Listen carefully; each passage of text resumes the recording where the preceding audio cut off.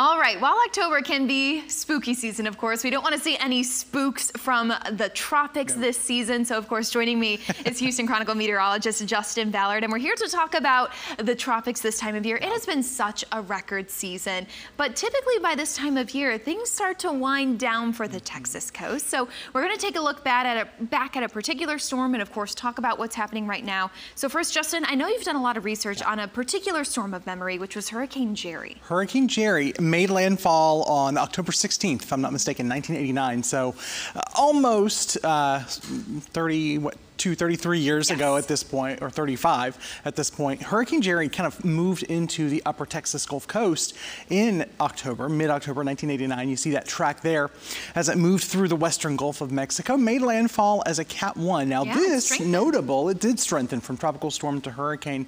Something of note here, it's the only named storm to make landfall along the upper Texas Gulf Coast in October. Now, of course, that started in 1950. We were doing the research on that just shortly before this segment.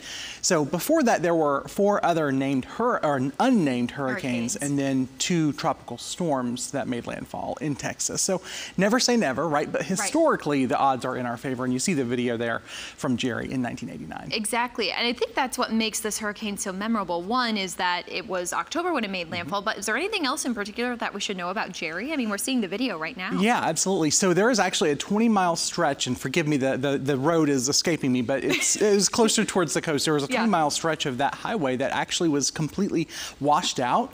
And, you know, so obviously there was some impacts, but thankfully it was a Cat 1, so we're, you know, not necessarily looking at the kind of damage that we saw with Milton or even Helene, but certainly, you know, similar sort of damage to what we saw probably with Hurricane Beryl. Right. Hurricane Beryl was, again, just a Cat 1, but it's a hurricane nonetheless. And the power outages and all that, I'm sure, came with that. Absolutely, and damage too. I remember I was just, again, I was in New York last week to help out with ABC, and even flying in, there are still so many homes that have blue tarps over them with the wind damage from Beryl. Especially from Helene, further east. Yes, of course. So now let's, we've talked a lot about the past, and I know everyone knows this has been a record season already.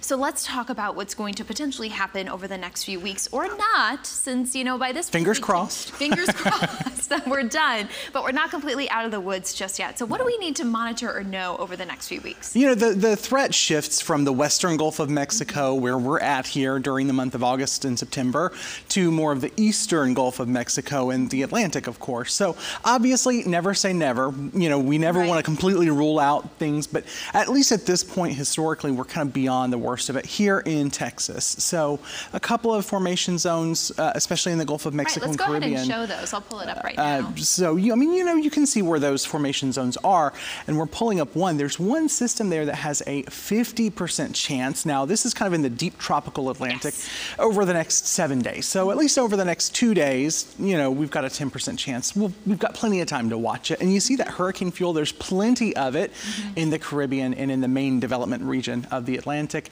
Obviously, with 2 hurricanes in the Gulf of Mexico, 2 very strong hurricanes in recent weeks, the Gulf of Mexico is a little, quote unquote, cooler, if you will. We'll take that, but yes, we're going to keep a close eye on where that storm, potential storm, could go, because there is still some deep tropical fuel for that storm to tap into if it were to enter the Caribbean. But this is, again, is all potentially 2 to 3 weeks away at this point. So nothing to act on. You know, there's nothing actionable to kind of worry about here in Southeast Texas. Just pay attention to the forecast. Never say never, but I think we can breathe easy. Right. If we get some more cool fronts, we'll swipe anything away. Thank you so much, Justin Ballard, for joining us.